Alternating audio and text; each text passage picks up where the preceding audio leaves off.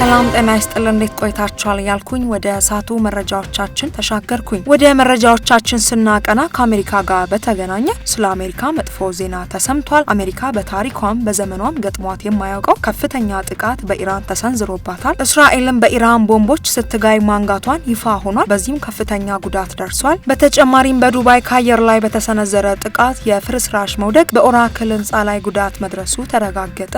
ሌላኛው መረጃችን ሳውዲ አረቢያ ኢራን እጅሽን ስጪ ስትል ጠንከር ያለ መግለጫ አውጥታለች። በሌላ በኩል ያለን መረጃ ጋና ሁሉም አፍሪካውያን ካለ ቪዛ ወደ ሀገሯ እንዲገቡ ፈቅዳለች። ሀገር ውስጥ መረጃን ስንመለከት የህወሓት አመራሮች ከፌዴራል መንግስት ጋር መታረቅ ፈልጋለሁ ማለቱ ተሰማ። የእነዚህን መረጃዎች ዝርዝርም ወደ እናንተ አያይዘን የምናቀርበው ነው። ክቡራን አድማጭ ተመልካቾቻችን ከላይ ያልጠቀስናቸው ለእርሶ ጠቃሚ ብለን ያሰብናቸውን መረጃዎች ሁሉ በዜና መረጃችን አካተናል። እንደተለመደው እስከ ዜና ዝግጅታችን ድረስ አብራችሁን ቆዩ። ሁሌም ታማኝና አዳዲስ መረጃ እንዲደርሳችሁ ለቻናላችን አዲስ ከሆናችሁ ቻናላችንን ሰብስክራይብ በማድረግ የደውል ምልክቱን መጫንዎን እንዳይረሱ። ቪዲዮ ላይክ፣ ሼር በማድረግ ይጀምሩ።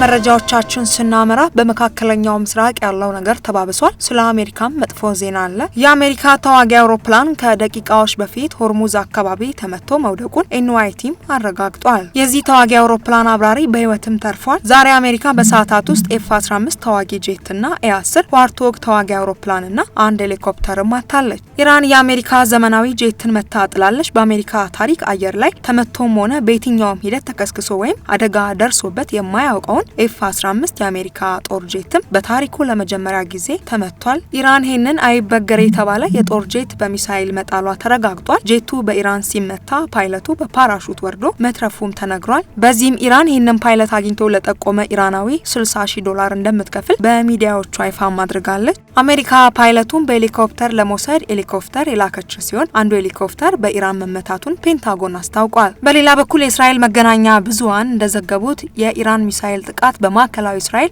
በሚገኙ የመኖሪያ አካባቢዎች ላይ ጉዳትም አድርሷል። በዚህ ጥቃት ክላስተር ቦምቦች ጥቅም ላይ መዋላቸው የተገለጸ ሲሆን በቴል አቪቭ ከተማ ውስጥም በአንድ ሰው ላይ የመቁሰል አደጋም ደርሷል። በተያያዘ ዜና በዱባይ ከተማ ኢንተርኔት ሲቲ በተባለው ስፍራ በአየር ላይ ከተመከነ ጥቃት የተረፈ ፍንጣሪ መውደቁም ተነግሯል።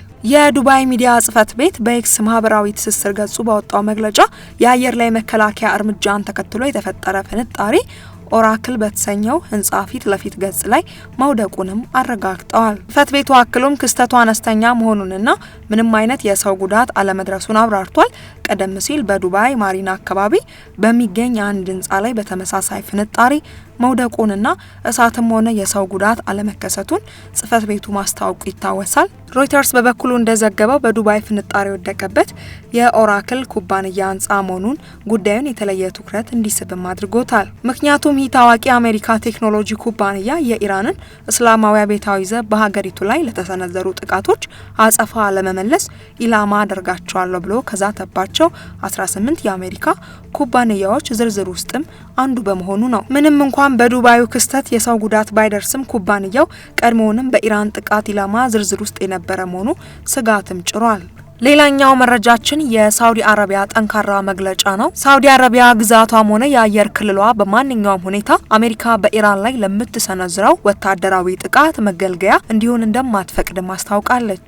የልዑል መሐመድ ቢን ሰልማን አቋም የሳውዲ አልጋ ወራሽ መሐመድ ቢን ሰልማን ለኢራኑ ፕሬዝዳንት መንሱድ በስልክ እንደገለጹት ሳውዲ አረቢያ ለቀጠናው ሰላምና መረጋጋት ስትል ለማንኛውም ወታደራዊ እርምጃ መነሻ አትሆንም። ገለልተኝነትን ሳውዲ አረቢያና የተባበሩት አረብ ኤምሬት በተመሳሳይ ሁኔታ የአየር ክልላቸውን የምድር ግዛታቸውንም ወይም ደግሞ የባህር ክልላቸውን አሜሪካ በኢራን ላይ ለምታደርገው ጥቃት ላለመፍቀድ መወሰናቸውም ተዘግቧል። የአሜሪካ ስጋት ውሳኔ በአካባቢው ግዙፍ የጦር ሰፈርና የሰው ኃይል ያላት አሜሪካ በኢራን ላይ ልትወስድ ያሰበችውን ወታደራዊ አማራጭ ይበልጥም ውስብስብም ያደርገዋል። ዲፕሎማሲ ፋይዳው ሳውዲ አረቢያ ይህንን ውሳኔ ያሳለፈችው ከኢራን ጋር የጀመረችውን ዲፕሎማሲያዊ ግንኙነት ለማጠናከርና ሀገሪቱ ወደማይፈለግ ቀጠናዊ ጦርነት ውስጥም እንዳትገባ ለመከላከል እንደሆነም ተመላክቷል። የሳውዲ አረቢያ አቋም በአሜሪካና በባህር ሰላጤው ሀገራት መካከል ያለውን የስትራቴጂ ልዩነት በግልጽም ያሳየ ክስተት ሆኖም ተመዝግበዋል። በመጨረሻም ያልጋ ወራሹ ለኢራኖች የእጅ ስጡ መልእክትም አስተላልፏል። በተያያዘ መረጃ ባለፈው ማርች ወር በሳውዲ አረቢያ በሚገኘው የአሜሪካ ኤምባሲ ላይ ኢራን የፈጸመችው የድሮን ጥቃት ቀደም ሲል ለህዝብ ይፋ ከተደረገው በላይ እጅግ የከፋ ጉዳት ማድረሱን ዘዋል ስትሪት ጆርናል የአሁንና የቀድሞ የአሜሪካ ባለስልጣናትን ጠቅሶ ዛሬም ዘግበዋል። ባለስልጣናቱና ለጉዳዩ ቅርበት ያላቸው ምንጮች ለጋዜጣው እንደገለጹት ማርች 3 ቀን በምሽት በተፈጸመው በዚህ ጥቃት 2 የኢራን ድሮኖችን በቀን ውስጥ በመቶዎች የሚቆጠሩ ሰዎች በሚሰሩበት የኤምባሲው ጥብቅ የደህንነት ክፍል ላይ ወድቀዋል። በዚህም የሲአይኤ ጣቢያን ጨምሮ በ3 ወለሎች ላይ ከባድ ጉዳትም ደርሷል። ስለ ሁኔታው መረጃ የደረሰው አንድ ግለሰብ እንዳብራራው ጥቃቱን ተከትሎ የተነሳው ቃጠሎ ለግማሽ ቀን ያህል የዘለቀ ሲሆን በኤምባሲው ቅጥር ግቢ የተወሰኑ ክፍሎች ላይ ዳግም ሊጠገን የማይችል ውድመትም አስከትሏል። ባለስልጣናቱ አክለውም ጥቃቱ በተፈጸመበት በዚህ ቦታ በቀን ውስጥ በመቶዎች የሚቆጠሩ ሰራተኞች የሚገኙ በመሆኑ ድርጊቱ በቀን የስራ ክፍለ ጊዜ ተፈጽሞ ቢሆን ኖሮ እጅግ ከፍተኛ የሆነ የሰው ሕይወት እልቂትም ያስከትል እንደነበረም አስታውቀዋል። ይህ አዲስ መረጃ የወጣው ጥቃት በተፈጸመበት ወቅትም የሳውዲ መከላከያ ሚኒስቴር ክስተቱ አነስተኛ ቃጠሎና ቀላል ጉዳት ብቻ ማስከተሉን ገልጾ በነበረበት ሁኔታ መሆኑ ክስተቱን ይበልጥም አነጋጋሪ አድርጎታል። ብሪታንያው ጋዜጣ ቴሌግራፍ ምንጮችን ሳይገልጽ ባወጣው ዘገባ የአሜሪካ ልዩ ኃይሎች አርብ ዕለት በኢራን ላይ የተመታውን የኤፍ-15 የጦር አውሮፕላን የጠፋ አብራሪ ለማትረፍ በኢራን ግዛት ውስጥም የተንቀሳቀሱ መሆኑንም አመላክቷል። ይሁን እንጂ ታላላቅ የሚባሉት የአሜሪካ ጋዜጦች ስለዚህ የነፍስ አድን ኦፕሬሽን እስካሁን የዘገቡት ነገርም የለም። ይህ በእንዲህ እንዳለ በኢራን ቀጠና ውስጥ የሚደረግ የነፍስ አድን ዘመቻ እንዴት ሊካሄድ እንደሚችል የቢቢሲው ኒውስ የብሔራዊ ደህንነት ተንታኝ የሆኑት አሮን ማልኪን ማብራሪያም ሰጥተዋል። ማልኪን እነዚህን ኃይሎች ሲገልጹ አብራሪዎቹን ለማትረፍ ወደ ጠላት ቀጠና ዘልቀው የሚገቡ እጅግ አስደናቂ የልዩ ኦፕሬሽን ኃይሎች ናቸው ብለዋቸዋል። በሌላ በኩል የሚታደገው አብራሪ ራሱ በህይወት ስለመቆየት ጠላትን ለማሳሳትና ከተያዘም ራሱን እንዴት ለመከላከል እንዳለበት ጥልቅ ስልጠና ያለው መሆኑን ተንታኙ አክለው ገልጸዋል።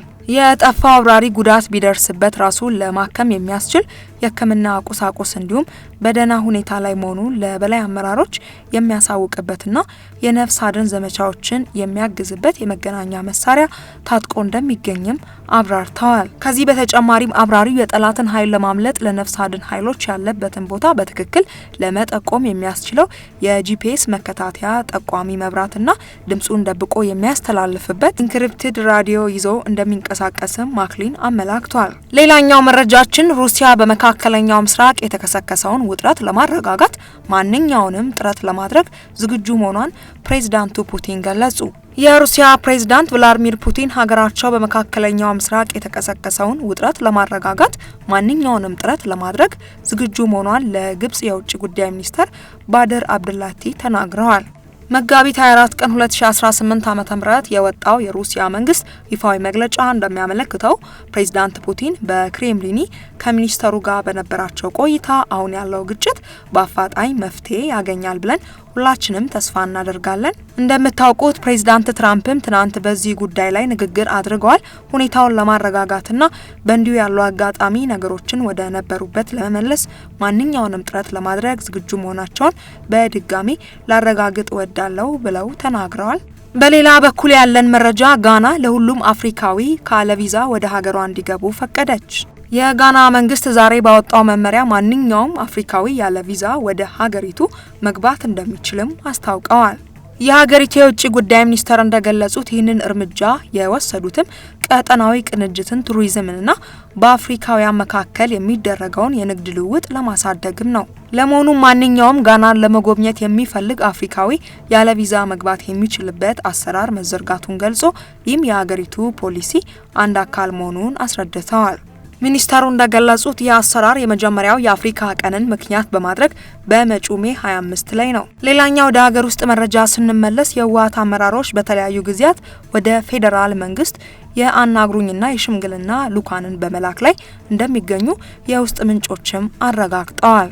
ሰሞኑንም ይህንኑ ተልዕኮ ያነገቡ ከተለያዩ አካላት የተውጣጡ ሽማግሌዎች በፌዴራል መንግስቱና በህወሓት መካከል ድልድይ ለመሆን እንቅስቃሴ መጀመራቸውም ታውቋል። ይህ እንቅስቃሴ በሁለቱ ወገኖች መካከል ያለውን ግንኙነት ወደ አዲስ ምዕራፍ ሊያሻግር በሚመስልና ከዚህ ቀደም ከነበሩት ልምዶችና አሁን በምድር ላይ ካለው ተጨባጭ ሁኔታ አንጻር በርካታ ጥያቄዎችንም አስነስቷል። ህወሓት በፕሪቶሪያ ስምምነት እንዲሁም በተፈናቃዮች ጋር በተያያዘ የፌዴራል መንግስቱ በተደጋጋሚ ሲከሰስም ቆይቷል።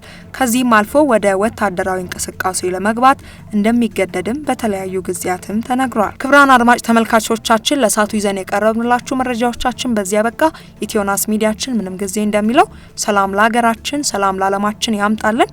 በቀጣይ በሌሎች መረጃዎች እስክንገናኝ ድረስ በያላችሁበት ጤና ይስጥልን።